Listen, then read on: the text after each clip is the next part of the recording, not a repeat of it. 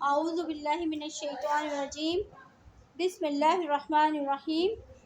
الحمدللہ ہم نے یہ سورہ کہف کی جب شروعات کی، اس میں بہت سارے واقعات ہم نے پڑھے۔ پچھلے سبق میں باغ والوں کا واقعہ تھا جو اللہ تعالیٰ نے بتایا، اور اس سے پہلے اصحاب الکہف کا تھا، اور اب جو ہے ڈیٹیل سے آئے گا حضرت خضر علیہ السلام کا، اور اس کے بعد جو ہے ذوالقرنین کا۔ تو یہ بہت ہی بامعنی اور عمل میں جاری و ساری رکھنے والی صورت ہے۔ اس کے ایک ایک واقعہ جو ہے ہمیں انسپریشن دیتا ہے، اور یہ قرآن میں کوئی بات لایانی نہیں ہے، یعنی بغیر مطلب کے نہیں ہے۔ تو یہ ساری ڈیٹیل جو ہمیں اللہ تعالیٰ نے بتائی ہے قرآن کریم کے ذریعے، تو وہ ساری باتیں ہمیں اپنی زندگی میں دیکھنا ہے کہ ہمیں اپنی زندگی میں ہمیں کس طرح سے اس پہ عمل کرنا ہے۔ اعوذ باللہ من الشیطان الرجیم، بسم اللہ الرحمن الرحیم۔ رب اشرح لی صدری ویسر لی امری واحلل عقدۃ من لسانی یفقہوا قولی۔ نحمدہ ونصلی علی رسولہ الکریم، اما بعد۔ بسم اللہ الرحمن الرحیم۔ وَيَوْمَ يَقُولُ نَادُوا شُرَكَائِيَ الَّذِينَ زَعَمْتُمْ فَدَعُوهُمْ فَلَمْ يَسْتَجِيبُوا لَهُمْ وَجَعَلْنَا بَيْنَهُمْ مَوْبِقًا وَرَأَى الْمُجْرِمُونَ النَّارَ فَظَنُّوا أَنَّهُمْ مُوَاقِعُوهَا وَلَمْ يَجِدُوا عَنْهَا مَصْرِفًا۔ جس دن وہ فرمائے گا کہ تمہارے خیال میں جو میرے شریک تھے انہیں پکارو، تو یہ پکاریں گے، لیکن ان میں سے کوئی بھی جواب نہ دے گا، ہم ان کے درمیان ہلاکت کا سامان کر دیں گے۔ اب یہاں اللہ تعالیٰ روز حشر کا بیان کر رہا ہے کہ جب سب جو ہے اللہ کی مخلوق جمع ہو جائے گی، تمام جن و انس جمع ہو جائیں گے، کافر اور مشرک اور مسلم سب کے سب جمع ہوں گے، تو اس وقت جو لوگ کفار ہوں گے، مشرکین ہوں گے، جنہوں نے دین میں امینڈمنٹ کی ہوگی، تبدیلیاں کی ہوں گی، اور اللہ کے بھیجے ہوئے رسولوں کا اور ان کی آیات کا انکار کیا ہوگا، تو اس وقت اللہ تعالیٰ ان کو کہے گا، اور جنہوں نے اللہ کی ذات میں شریک کیا ہوگا بالخصوص، تو اللہ تعالیٰ ان کو الگ کر کے کہے گا کہ بلاؤ ان شریکوں کو جن کو تم میری ذات میں شریک کرتے تھے، کیونکہ جیسے کہ پتہ ہے اللہ ہی واحد و یکتا اکیلا ہے، اللہ کی ذات میں کوئی شریک نہیں، وحدہ لا شریک لہ، شروع سے اکیلا ہے، شروع سے آخر تک اکیلا رہے گا، وہی اول ہے وہی آخر۔ اور جب کچھ بھی نہیں تھا، زمین و مقام آسمان کوئی بھی تخلیق نہیں تھی، جب بھی اللہ تھا، اور جب سب کچھ ختم ہو جائے گا، جب بھی اللہ ہی باقی رہے گا۔ تو اللہ تعالیٰ کو جو اللہ تعالیٰ کہتے ہیں نا، زمین و آسمان کو گناہوں سے بھر دو، اور اللہ چاہے گا تو اسے معاف کر دے گا، لیکن اللہ کی غیرت کا، اس کی عظمت کا تقاضا ہے، اللہ کی غیرت کے کہ وہ اپنی ذات کے ساتھ شرک بالکل بھی قبول نہیں کرتا، معاف نہیں کرے گا۔ مشرک اس کی چاہے وہ ذات میں ہو، چاہے اس کی صفات میں شرک ہو، شرک کسی بھی قسم کا اللہ تعالیٰ معاف نہیں کرے گا۔ اور یہی ہے کہ روز قیامت کے دن ان مشرکوں کو کیا کہے گا کہ لاؤ ان شریکوں کو جن کو تم میری ذات میں شریک کیا کرتے تھے۔ اب بہت سے ایسے ہیں جو بہت نیک ہیں، جیسے سب سے پہلے ہمیں قوم نوح کی مثال ملتی ہے کہ ان کے بہت بزرگ تھے۔ کون کون تھے؟ یعوق تھے، یغوث تھے، نصر تھے، اور یغوث، نصر، ود، سواع، یہ 5 جو بزرگ تھے، اور بہت اتنے متقی تھے کہ دن رات عبادت میں لگے رہتے تھے، اور خشیت الہی سے ان کی زندگی پوری سجی ہوئی تھی، دن و رات وہ اللہ کی رضا کے لیے ہی لگے رہتے تھے، بہت نیک تھے، یہاں تک کہ ان کی نیکی کا جو ڈنکا ہے وہ 4 سو بجنے لگا، یعنی سب نے جان لیا بھی اور دیکھ بھی لیا کہ یہ واقعی بہت حقیقتاً نیک لوگ ہیں، اللہ کے مقرب ہیں۔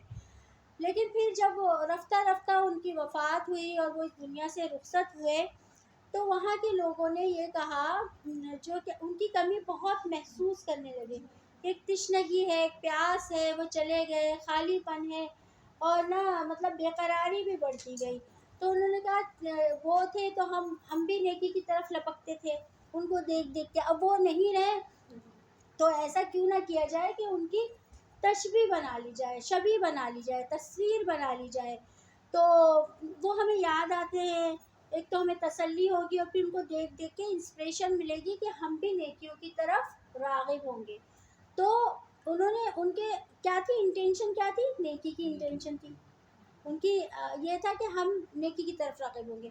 تو انہوں نے اس کی تصاویر بنا لی. پھر تصاویر کے بعد ایک اور جنریشن آئی. انہوں نے کہا یہ تو بڑے کوئی اہم ہیں جن کی تصویر ہمارے والدین بھی اور ہمارے دادا دادی بھی تعظیم کیا کرتے تھے. تو پھر انہوں نے اس کی مورتیاں بنا لی، بت بنا لیے، اور اس طرح سے شراکت کہ اللہ کے یہاں بہت خاص ہے اور یہ اللہ کے یہاں سفارش کریں گے. کبھی بھی کسی بھی مشرک نے یہ نہیں کہا کہ جن کو ہم مانتے ہیں، جن سے ہم مطلب جن کے ہم بہت خاص سمجھتے ہیں، جن سے ہم مرادیں ماننے میں ان کے درگاہوں پہ جا رہے ہیں یا ان کے مزاروں پہ جا رہے ہیں یا ان کو حاضر و ناظر سمجھ رہے ہیں، وہ انہوں نے کبھی نہیں کہا کہ یہ اللہ ہیں. وہ یہ کہتے تھے، مشرکین مکہ بھی یہی کہتے تھے کہ اللہ کے ہاں ہمارے سفارشی ہیں. اللہ کو تو اللہ مانتے تھے لیکن کیا کہتے تھے؟ اللہ کے ہاں ہمارے سفارشی ہیں. ابھی ہم اگر اپنے گرد و نواح میں دیکھیں تو ہمیں یہ مناظر کئی جگہ نظر آتے ہیں. بہت سے جو ہے کم علم لوگ، بہت سے وہ لوگ جو بیچارے معصوم ہیں، ان کو اس طرح کے لوگ اپنے مطلب اڑا لے گئے اور دوسری طرف دین کی اصل صورتحال جو ہے، جو عبادت کی اصل ڈیمانڈ ہے، اس سے ہٹا کر دوسری طرف لے گئے، بہکاوی شرک کی طرف لے گئے. تو اللہ تعالیٰ ان وہ تو جواب نہیں دے سکیں گے. اور وہ جو ہے جب ان کو ان جو بزرگ ہیں، مثال کے طور پہ یہ بزرگ تھے، اب ہم اپنے اطراف میں دیکھتے ہیں، حضرت داتا وہ حضرت علی حجویری صاحب ہیں، معین الدین چشتی صاحب ہیں، بابا فرید ہیں، بہت سارے ہیں جو ہمارے اطراف میں ہیں. مگر ان کے ساتھ ہو کیا رہا ہے؟ وہ تو بہت ساری عمر توحید توحید توحید کا ذکر کر کے اور درس دے کے چلے گئے. لیکن پیچھے آنے والوں نے کیا کیا؟ پیچھے آنے والوں نے ان کو صفات میں شریک کرنا شروع کر دیا. تو جب روزہ قیامت ہوگی تو وہ لوگ، ان لوگوں سے بھی پوچھا جائے گا، ان بزرگوں سے اللہ تعالیٰ پوچھے گا. قرآن میں اور دوسری جگہ آتا ہے کہ کیا تم نے یہ کہا تھا کہ میرے مطلب عبادت میں میرے ساتھ شریک کرو؟ تو وہ کہاں اٹھیں گے، کہیں گے اللہ تو جانتا ہے کہ ہم نے ایسا کبھی بھی نہیں کہا، اور ہم نے تو کہا ہی نہیں کہ تو واحد لا شریک ہے، اور ہم نے تیری ذات میں کبھی شرک نہیں کیا، نہ ہم نے یہ دعوت دی. تو اس وقت بھی یہ کہیں گے کہ اپنے شریکوں کو بلاؤ، یا آوازیں بھی دیں گے، کہیں گے اپنے اپنے جس کو یہ مانتے ہیں ان کو پکاریں گے. لیکن اللہ کیا کرے گا؟ ان کے لیے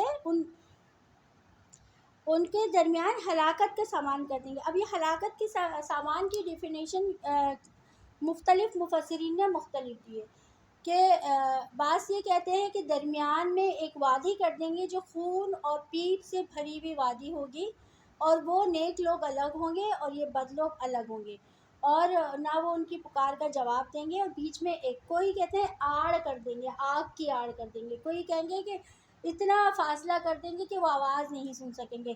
واللہ عالم بالصواب. یعنی بس اللہ تعالیٰ یہ کہہ رہے کہ آڑ کر دیں گے اور یا ہلاکت کا سامان کر دیں گے کہ وہ ان کی پکار چیخ چیخ کے وہ تھک جائیں گے، وہ نہیں سنیں گے. جن کے اوپر ان کو کیا گمان تھا وہی بخشوائیں گے، وہی ہمارا بیڑا پار کریں گے، وہی ہمیں جنت میں لے جائیں گے. امید تو یہی تھی نا، لیکن وہاں ان کو کوئی جواب نہیں دیا جائے گا. گناہگار جہنم کو دیکھ کر سمجھ لیں گے کہ وہ اسی میں جھونکے جانے والے ہیں، لیکن اس سے بچنے کی کوئی جگہ نہیں پائیں گے. اب یہ اس وقت کا ذکر ہے جو ہم نے پچھلے درس میں بتایا تھا کہ جہنم کو لے کر آیا جائے گا. 70,000 فرشتے ہوں گے اور 70,000 لگامیں ہوں گی، اور ہر لگام پر 70,000 فرشتے ہوں گے. اور جہنم جو ہے بالکل بڑے جیسے بہت ڈریگن کی طرح یا زہے کی طرح یا اپنے غیظ و غضب و شدت سے چنگھاڑی ہوگی اور پھنکاری ہوگی. جب یہ جھلک دیکھ لیں گے جہنمی تو اس وقت ان کو یقین ہو جائے گا کہ ہم اب جہنم میں جھونکے جانے والے ہیں. کیونکہ جن سے امید تھی انہوں نے تو کوئی جواب ہی نہیں دیا. جن کو ایک امید جس کے اوپر کشتیاں لے کے چل رہے تھے وہ زندگی کی سہارے سے، تو انہوں نے تو جواب ہی نہیں دیا. قرآن حکیم نے صاف بتا دیا کہ وہ جواب نہیں دیں گے. ظاہر ہے وہ تو انہوں نے تو یہ دعوت ہی نہیں دی نا شرک کی. تو وہ جو ہے جہنمی جب جہنم کو دیکھے گا تو اس کو یقین ہو جائے گا کہ اب میں جہنم میں جانے والا ہے. اور جب جہنم میں جانے سے پہلے کا وہ جو وقت ہوگا، کتنا وقت ہوگا واللہ عالم، 50,000 کا سال کا وقت ہوگا، یا وہ 50,000 بھی کتنے لمبے ہوں گے وہ اللہ ہی جانتا ہے. تو اتنی مدت وہ خوف سے بس عذاب سے پہلے عذاب کا مزہ چکھ رہا ہو. اور میں نے جیسے بتایا تھا کہ جہنم کو دیکھے گا تو وہ جو ایک کپکپی آئے گی کافر کو، تو 5,000 سال تک اس کے بدن سے اس کپکپی کی جو جھرجھری ہوتی نا وہی ختم نہیں ہوگی، وہ کپکپاتا ہی رہے گا جہنم کو دیکھ کے. ہم نے پچھلے اس میں پڑھا تھا. تو یہ اللہ تعالیٰ یہی کہہ رہا ہے کہ ان کو یقین ہو جائے گا. پھر اس میں یہی لکھا ہے کہ وہ عابد اور معبود دونوں ایک دوسرے سے ان کی ملاقات نہیں ہوگی، نہ ہی وہ مل سکیں گے. وَلَقَدْ صَرَّفْنَا فِي هَٰذَا الْقُرْآنِ لِلنَّاسِ مِنْ كُلِّ مَثَلٍ وَكَانَ الْإِنسَانُ أَكْثَرَ شَيْءٍ جَدَلًا. ہم نے تو اس قرآن میں ہر طریقے سے تمام کی تمام مثالیں لوگوں کے لیے بیان کر دی ہیں، لیکن انسان تمام چیزوں سے زیادہ جھگڑالو ہے. یعنی اللہ تعالیٰ نے ہر چیز اس میں بیان کی نا تقریباً. اور جو نہیں، جس کی ڈیٹیلنگ نہیں ہے، تو وہ حدیث رسول صلی اللہ علیہ وآلہ وسلم سے، سیرت النبی سے، صحابہ کے اقوال سے اور ان کے اعمال سے ہمیں اس کی تفصیل مل ہی جاتی ہے. اچھا، آج کل سب یہ کہہ رہے ہیں کہ سائنس و قرآن کے جو قرآن میں ہے اس تک تو سائنس اس کے الف تک بھی نہیں پہنچ سکی ہے، کیونکہ یہ تو اعجازی، یہ تو اللہ کا کلام ہے نا. اس میں تو اگلے اور پچھلے سارے علوم ہیں، اس میں تو غیب کی خبریں ہیں، وہ چیزیں جو ابھی بھی ہم نہیں جانتے تو وہ بھی ہے. اب جیسے ایک حدیث تھی قیامت کے، علامت قیامت تھی. یقین کریں کبھی بھی مجھے سمجھ میں ہی نہیں آتی تھی کہ قرب قیامت میں جو ہے آدمی کی ران اس سے باتیں کرے گی اور اس کو بتائے گی کہ جو کچھ اس کی بیوی نے دن بھر کیا. تو یہ سمجھ میں ران کیسے باتیں کرے گی، ران کیسے باتیں کر سکتی ہے. لیکن اس کے اوپر جب ڈیٹیل سے ہوئے کہ ہم لوگ یہ آدمی موبائل کہاں رکھتے ہیں، ران کے پاس رکھتے ہیں ساری، اور ران وہیں رکھتے ہیں، وہیں سے وہ اپنے اور رہتا ہے، اور بلوٹوتھ لگا ہوا ہوتا ہے اور باتیں ہو رہی ہوتی ہیں سارے دن. تو یہ اب یعنی جس چیز کا شعور پہلے سوچ بھی نہیں سکتا تھا وہ ہمارے سامنے یہ چیزیں کھل کے آ رہی ہیں. تو علامت قیامت میں کے علاوہ ساری چیزوں کی تفصیل قرآن کریم میں ہے. تو اللہ تعالیٰ کہہ رہے ہیں پھر بھی یہ جو ہے کیا کرتے ہیں، ساری مثالیں دی اچھوں کی بروں کی، وہ ان قوموں کی جو کہ تباہ حال ہو گئی کہ کن وجہ سے ہو گئی، پھر بھی انسان اتنا وہ ہے کہ وہ راہ راست پہ آنے کے لیے تیار نہیں ہے. اچھا، لیکن انسان تمام چیزوں سے زیادہ جھگڑالو ہے. اب یہ جھگڑالو والی جو بات ہے، یعنی انسان حجت قائم کرتا ہے بات پہ بات. روزہ قیامت میں بھی جب آپ لوگوں کو پتہ ہے نا کہ انسان کیا ہو جائے گا، منہ بند کر دیا جائے گا، اس کا اعضاء بولیں گے، ہاتھ بولے گا، کھال بولے گی، ہر چیز بولے گا، قدم بولیں گے. تو کیوں بولے گا، کیا ضرورت پیش آئے گی؟ وجہ یہ ہے کہ اس وقت بھی اللہ تعالیٰ سے بندہ جھگڑا کرے گا، حجت کرے گا.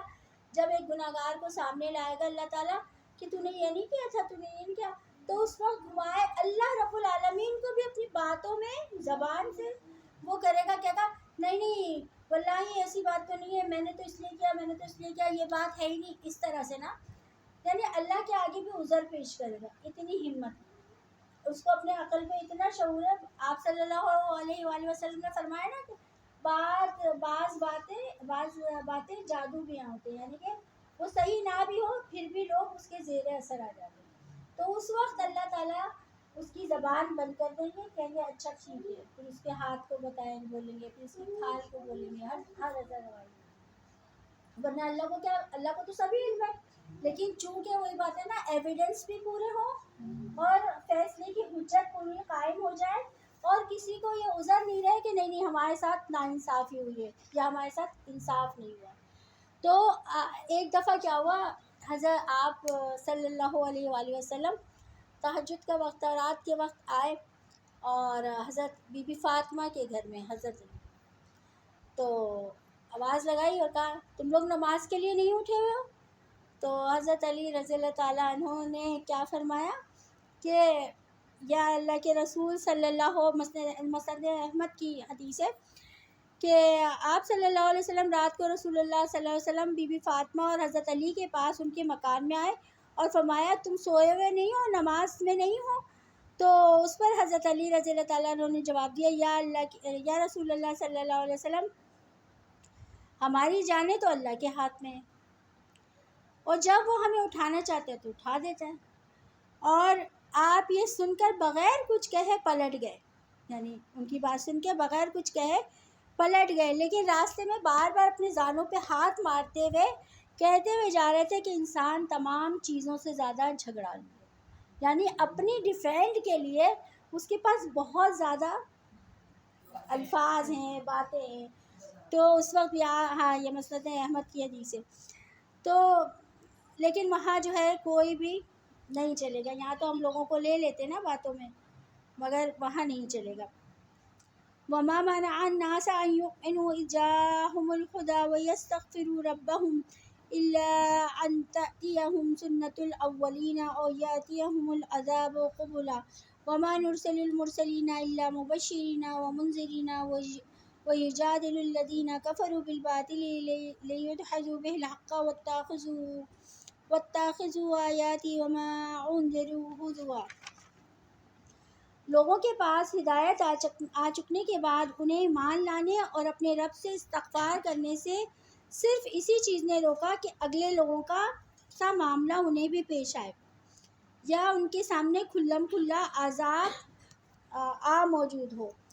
اچھا، اب اللہ تعالیٰ یہ کہہ رہے ہیں کہ جب ہر چیز کھل گئی، ہدایت آ چکی ہے، کتاب آ چکی ہے، رسول آ چکی ہیں، پچھلے ساری امتوں کے واقعات معلوم ہیں، اصحاب الکتاب جو ہے یہود اور نصارہ آس پاس کے اطراف میں موجود ہیں، ان سب پر پہلے شریعت آ چکی ہے اور ہر معاملہ صاف صاف ہو چکا ہے اور نشانیاں اور ساری چیزیں نازل ہو چکی ہیں، اور یہ قریش اور اطراف میں جن جن پہ بھی یہ کتاب کا پیغام پہنچا وہ سب جانتے ہیں کہ جو پیغام آ رہا ہے یہ حق ہے، یہ سچ ہے۔ اور جیسے ابو جہل نے یہ نہیں کہا، بنو امیہ کا تھا کہ قریش نے جو ہے نا کیا کیے، انہوں نے دسترخوان بچھائے، لوگوں کو خوب کھانا کھلایا، ہم نے ان سے زیادہ سخاوت کی، جنگوں میں ہم نے قریش سے زیادہ جو ہے زیادہ شجاعت پیش کی، خوب بڑھ چڑھ کے ہم نے قتال کیا، اور مسافروں کے لیے ہم نے سب کچھ کیا، اور قریش کے لیے اور عربوں کے نام کے لیے ہم ان سے کہیں پیچھے نہیں رہے۔ تو اب یہ کہتے ہیں کہ ہم میں نبی آ گیا ہے، اب نبی آ گئے، نبوت آ گئی، تو واللہ اب تو ہم مطلب اس کو ہم کسی صورت میں نہیں مانیں گے۔ یعنی وہ جانتے تھے کہ بول سچ رہے ہیں، نبی آ گیا ہے، بچپن سے جانتے تھے، لیکن صرف اپنی حمیت اور اپنی عزت کے لیے نہیں یہ کیسے بڑے ہو جائیں گے، تو ہم نہیں مانیں گے۔ پھر یہ کہ سرداری یعنی سردار اعزاز پسند تھے، تو یہ کہ اگر ہم نے ان کا مطلب ہم نے ان کو مان لیا تو ہمارے سے تو سارے اعزاز اور تفاخر لے لیے جائیں گے، کیونکہ نبی کے آگے تو کسی کا وہ تو پھر وہ حکم ہی چلتا ہے نا، تو اور پھر شان و شوکت اور یہ ساری چیزیں وہ ہماری کم ہو جائیں گی۔ جیسے ان لوگوں نے کیا کہا، اب آ گئی نبوت تو کیا کہتے ہیں کہ اچھا اگر ایسا ہی ہے تو آپ صلی اللہ علیہ وسلم بتایا کرتے تھے کہ اگر ایسا کرو گے، ایسا نہ ہو کہ عذاب آ جائے، تو ہاں تو پھر عذاب لے آئے، ہم پہ اللہ کا عذاب لے آئے، ہم پہ پتھر کیوں نہیں برس جاتے، اگر ہم برے ہیں، مطلب وہ اپنے آپ کو اس طرح سے بھی ڈیفینڈ کرتے تھے، اگر ہم بہت برے ہیں، ہم نافرمان ہیں، ہم تو عذاب لے آئے، عذاب لے آؤ، مان لو، ہم پہ پتھر برسا دو، ہم پہ آندھی چلا دو۔ یعنی یہ چیز چونکہ ہم پہ عذاب نہیں آ رہا تو تب بھی وہ پھولتے تھے کہ ہم ہی صحیح ہیں۔ اور مطلب یہ ہے کہ اس کے بعد وہ کہنے لگے تابعداری اس لیے بھی نہیں کرتے تھے، کہتے تھے کہ ہم جو ہے نا اگر جیسے پہلے آسمان گر پڑے یا زمین میں ہم دس جائیں تو وہ عذاب کے لیے عذاب کی فرمائش کرتے تھے۔ قریش نے یہ بھی کہا کہ اللہ اگر یہ حق ہے تو ہم پہ آسمان سے پتھر برسا دے۔ اچھا کچھ شک بھی ہوا تو وہ اللہ کو تو مانتے ہی تھے نا، اللہ سے کیا دعا کرتے تھے، اگر یہ نبی سچ ہے تو ہم خراب ہے تو ہم پہ آسمان سے پتھر برسا دے اور ہمیں کوئی دردناک عذاب کر. حالانکہ اللہ نے کیا کہا نبی صلی اللہ علیہ وسلم سے کہ جب تک تو ان کے درمیان ہے ہم ان پہ عذاب نہیں بھیجیں گے. نبی صلی اللہ علیہ وسلم کی برکت اور یہ کہ یکلخت ختم نہیں کریں گے. آپ کی دعا بھی تھی کہ میری امت کو مطلب یکلخت ختم نہ کیا جائے. جیسے ہر پیغمبر کی دعائیں ہوتی ہیں تو آپ صلی اللہ علیہ وسلم نے دعا کی اور مس کر کے اور جیسے پہلے ساری امتیں ایک دم سے عذاب آیا اور وہ تو آپ صلی اللہ علیہ وسلم کی دعا ہے اس امت کے بارے میں. اچھا پھر انہوں نے یہ کہا کیا کہا نبی صلی اللہ علیہ وسلم سے کہ ہمیں تو لگتا ہے کہ تم مجنون ہو, یعنی کوئی جنون لاحق ہو گیا ہے, کوئی دماغ میں کوئی مسئلہ ہے. تو اگر آپ چاہیں تو ہم علاج کروا دیں, اور اگر ایسا ہے سچے نبی ہیں تو ہمارے سامنے فرشتے ہم کیوں نہیں اترتے دیکھتے. اور اگر نبی بنانا تھا تو اتنے بڑے بڑے سردار ہیں جو بہت دولت والے ہیں, بہت بیٹوں والے ہیں, بہت جاہ و حشمت والے ہیں, تو اللہ کو اگر نبی بنانا ہوتا تو ان کو بناتے. ایک درے یتیم کو جو امی بھی ہیں اور جو کہ جن کے والد والدہ بچپن سے جو ہے وفات پا گئے اور جو وہ بکریاں چرا رہے ہیں, تو ان کے اوپر کیوں آ گیا؟ اگر اللہ تعالیٰ کو نبی بھیجنا تھا تو کس پہ بھیجتے ہیں؟ صاحب ثروت کسی بڑے سردار پر. پھر یہ کہتے کہ ایسا کیوں اے محمد ایسا کیوں نہیں کرتے کہ تم پہاڑوں کو جو ہے سونے کا بنا دو. حالانکہ آپ کو پتہ ہے کہ فرشتہ آیا تھا کہ اے محمد صلی اللہ علیہ وسلم اگر آپ چاہیں تو ہم پہاڑوں کو سونے کا بنا دیں. لیکن آپ صلی اللہ علیہ وسلم کی دل میں دنیا کی تو تھی نہیں نا طلب. اور پھر کیا کہ کیوں نہ یہاں کوئی دریا بہا دے اللہ تعالیٰ اگر تم سچے نبی ہو تو مطلب عجیب بے تکے ان کے سوال تھے اس وقت, جبکہ واضح بالکل کلیئر ہو چکا تھا کہ نبی یہی ہے. کیونکہ حضرت عیسیٰ علیہ السلام نے انجیل میں کیا کہہ گئے کہ میں اللہ کی طرف سے تمہارے لیے رسول بنا کے بھیجا گیا ہوں, اور میرے بعد میرے بھائی آئیں گے جن کا نام احمد ہوگا اور وہ میری تصدیق کرنے والے ہوں گے اور تم لوگ بھی ان کی تصدیق کرنا. عیسائیوں کو بھی پتہ تھا کہ احمد آئیں گے. یہودی تو اللہ تعالیٰ کہتے ہیں کہ اس طرح پہچانتے تھے جیسے باپ اپنے بیٹوں کو پہچانتا ہے. ساری نشانیاں واضح تھی, انتظار میں تھے اور بہت کہہ رہے تھے کہ ہاں ہمارے نبی آئیں گے, ایک نبی آئے گا جو پھر ہمیں بہت ممتاز کر دے گا اور ہم اس پوری دنیا پہ ہمیں بہت فضیلت دلائے گا. لیکن چونکہ بنی اسرائیل میں نہیں آئے, جیسے کہ سارے نبی بنی اسرائیل میں آئے تو بنی اسرائیل میں نہیں آئے اور بنی اسماعیل میں آ گئے, تو ان کے اندر جو ہے نا ایک حسد, ایک جلن کہ ہمارے یہاں جبکہ ہم تو نبیوں کے بیٹے ہیں, ہم تو اللہ کے بہت پسندیدہ ہیں, تو یہ کیا ہو گیا بنی اسماعیل میں کیسے چلے گئے؟ تو یہ تو اللہ کے فیصلے ہیں نا. اللہ تعالیٰ جس کو چاہتا ہے نا, تو اللہ تعالیٰ جس پہ چاہتا ہے اپنی رحمت اپنے فضل کرتا ہے. تو یہ وجوہات تھی جس کی وجہ سے یہ انکار کرتے تھے. اور پھر اب یہ کیا ہے, اللہ کے جتنے بھی رسول ہیں ان کا کیا کام ہے؟ صرف ڈرانا اور بشارتیں دینا. اللہ کے عذابوں سے, جہنم سے, ناراضگی سے جو چیزیں ہیں انہیں معلوم, ان سے ڈرانا, اور جو نیک عمل کریں ان کے لیے بشارتیں دینا. اتنے ہی کام ہے. ہدایت دینا یا نہ دینا کس کا کام ہے؟ اللہ تعالیٰ کا کام ہے. تو یہ ان کا جو ہے نا مطلب یہ بے تکی کی بات ہے, یعنی آیتوں کا ایک طرح سے مذاق اڑانا, اس کو اس طرح سے نہیں لینا جتنا کہ حق تھا کہ کلام الہی ہے, اور عذاب کا مطالبہ کرتے تھے. وَمَنْ أَظْلَمُ مِمَّنْ ذُكِّرَ بِآيَاتِ رَبِّهِ فَأَعْرَضَ عَنْهَا وَنَسِيَ مَا قَدَّمَتْ يَدَاهُ إِنَّا جَعَلْنَا عَلَى قُلُوبِهِمْ أَكِنَّةً أَن يَفْقَهُوهُ وَفِي آذَانِهِمْ وَقْرًا وَإِن تَدْعُوهُمْ إِلَى الْهُدَىٰ فَلَن يَهْتَدُوا إِذًا أَبَدًا وَرَبُّكَ الْغَفُورُ ذُو الرَّحْمَةِ لَوْ يُؤَاخِذُهُم بِمَا كَسَبُوا لَعَجَّلَ لَهُمُ الْعَذَابَ بَل لَّهُم مَّوْعِدٌ لَّن يَجِدُوا مِن دُونِهِ مَوْعِلًا وَتِلْكَ الْقُرَىٰ أَهْلَكْنَاهُمْ لَمَّا ظَلَمُوا وَجَعَلْنَا لِمَهْلِكِهِم مَّوْعِدًا. اس سے بڑھ کر ظالم کون ہے جسے اس کے رب کی آیاتوں سے نصیحت کی جائے اور وہ پھر بھی منہ موڑے رہے. اور جو کچھ اس کے ہاتھ نے آگے بھیجا اسے بھول جائے، بے شک ہم نے ان کے دلوں پر اس کی سمجھ سے پردے ڈال رکھے ہیں اور ان کے کانوں میں گرانی ہے، گو تو انہیں ہدایت کی طرف بلاتا رہے لیکن کبھی بھی ہدایت نہیں پانے والے۔ اب یہ بولے اللہ تعالیٰ صاف صاف ان لوگوں کو ظالم کہہ دیا جو کہ اللہ کی آیتوں سے انحراف کرتے ہیں، اس کی قدر و قیمت نہیں جانتے، اور ان پہ جو کس کے لیے بھیجا ہے کہ شعوری طور پہ انسان جو ہے اپنی منزلت کو پہنچے اور اس کو اپنے عمل میں بھی جاری اور ساری رکھے۔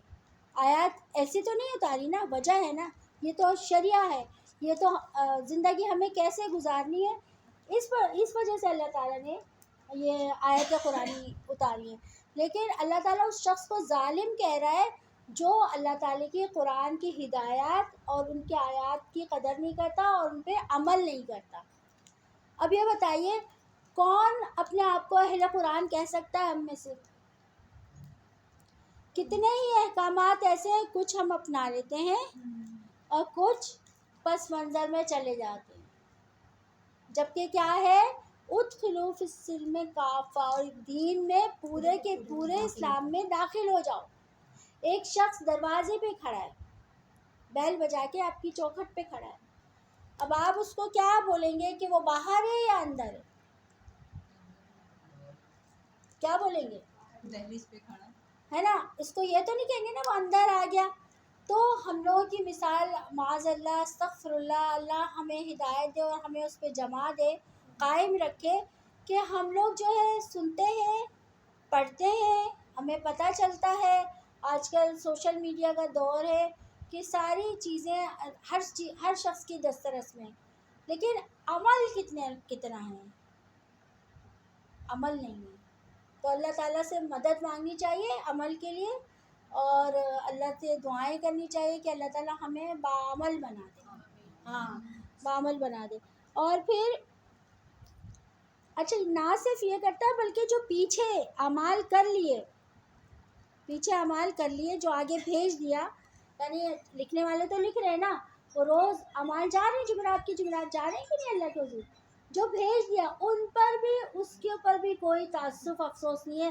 اگر گناہ کیے ہیں، غلطی کی ہے، کسی کی دلازاری کی ہے، کسی کا مال کھایا ہے، کسی کی زمین دبائی ہے، کسی کا حق تلف کیا ہے، کسی پہ بہتان لگایا ہے، بہت سارے اخلاقی اور ویسے گناہ ہوتے ہیں، نمازیں چھوڑی ہیں، روزے چھوڑی ہیں، قضا نہیں کیا ہے، یا عقیدے میں خالص نہیں تھا، شرک میں مبتلا رہے، گناہ کیے ہیں، تو وہ اس کے لیے توبہ بھی نہیں کر رہا، نہ وہ لوگوں سے معافی مانگ رہا ہے، نہ توبہ کر رہا ہے، نہ اللہ تعالیٰ سے رجوع کر رہا ہے کہ اب نہیں کروں گا، یا اللہ جو ہوا سو ہوا، تو بڑا معاف کرنے والا ہے، لیکن اب نہیں کروں گا، تو وہ ان کو پیچھے جو آگے بھیجا اس کی بھی پرواہ نہیں ہے، کیونکہ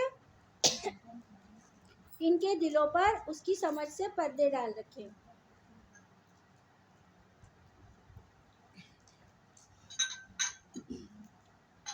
ان کے دلوں میں غلاف سے ایک پردہ آ گیا کہ وہ اپنی برائی کو برائی نہیں سمجھتے، ان کا جو نفس ہے، نفس لوامہ جو ہے، وہ ان کو یہ سوچنے ہی نہیں دیتا کہ ہم سے گناہ ہوا ہے اور ہم سے غلطیاں ہوئی ہیں، وہ اپنے مگن رہتے ہیں، اپنی مستی میں مست رہتے ہیں۔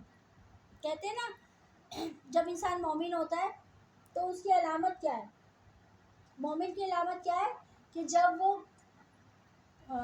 ثواب کا کام کرے، جب اچھا کام کرے، نیک عمل کرے، تو اس کو دل میں خوشی محسوس ہوتی ہے، اور وہ جب وہ گناہ کا کام کرے، زیادتی اور ظلم و عصیان کا کام کرے، تو اس کے دل میں کھٹک پیدا ہو جاتی ہے۔ یہ مومن کی علامت ہے۔ تو اگر آپ سب میں یہ ہے تو آپ لوگ خوش ہو جائیں الحمدللہ کہ یہ علامت ہے کہ گلٹ پیدا ہوتا ہے انسان کو، لیکن یہ وہ لوگ ہیں کہ جن کو یہ بھی نہیں ہوتا۔ اور ایک گناہ کا آپ نے پتہ ہے نا کہ جب کوئی گناہ کرتا ہے تو ایک سیاہ ڈاٹ لگ جاتا ہے، تھپا لگ جاتا ہے، اور پھر کرتے کرتے وہ پورا سیاہ ہو جاتا ہے، جو یہاں لکھا ہے وہ غفلت کا پردہ ڈال رکھا ہے۔ آپ صلی اللہ علیہ وآلہ وسلم نے فرمایا کہ میرے دل میں بھی کبھی پردہ کے ایک لہر سے غلاف یا شیٹ اس طرح آتے وہ میں نے آج پڑھا ہے، پہلی دفعہ سنا ہے، ڈاکٹر اسرار کا میں لیکچر سن رہی تھی تو اس میں پورا انہوں نے بتایا. تو وہ ایسا ہوتا ہے جیسے ایک لائٹ، ایک نور ہے، ایک سیکنڈ کے لیے وہ جھپکتا ہے تو ہمیں لگ جاتا ہے نا کہ ہاں لائٹ کچھ کم ہوئی تھی، ابھی کچھ کم ہوئی ہے لائٹ. اسی طرح ان کے جو وہ حالت، تو آپ صلی اللہ علیہ وسلم نے فرمایا میں 70 سے زیادہ مرتبہ، 70 دفعہ ایک نشست میں 70 دفعہ کرتے تھے ایک نشست میں، تو 70 سے کہیں زیادہ آپ صلی اللہ علیہ وسلم استغفار کیا کرتے تھے. ان کی جو وہ حالت تھی، اگر ہم یہ سمجھیں کہ اگر ہم کروڑوں سال بھی عبادت کریں اور تقوی کی انتہا کو بھی پہنچ جائے تو ہم ان کی وہ حالت کو نہیں پہنچ سکتے، کیونکہ وہ تو اتنے نبی معصوم. لیکن آپ صلی اللہ علیہ وسلم بھی استغفار کیا کرتے تھے اپنے جو اچھا. اور تیرے پھر کیا کہہ رہے اللہ تعالیٰ وَرَبُّكَ الْغَفُورُ ذُو الرَّحْمَةِ لَوْ يُعَاقِبُ، یہ پڑھ لیا ہم. تیرا پروردگار بہت ہی بخشش والا اور مہربانی والا ہے، اور اگر ان کے اعمال کی سزا میں پکڑے تو بے شک انہیں جلدی عذاب دے، مگر ان کے لیے ایک وعدے کی گھڑی مقرر ہے جس سے وہ سرکنے کی جگہ ہی نہیں پائیں گے. یہ ہیں وہ بستیاں جنہیں ہم نے ان کے مظالم کے بنا پہ غارت کر دیا، ان کی تباہی کی بھی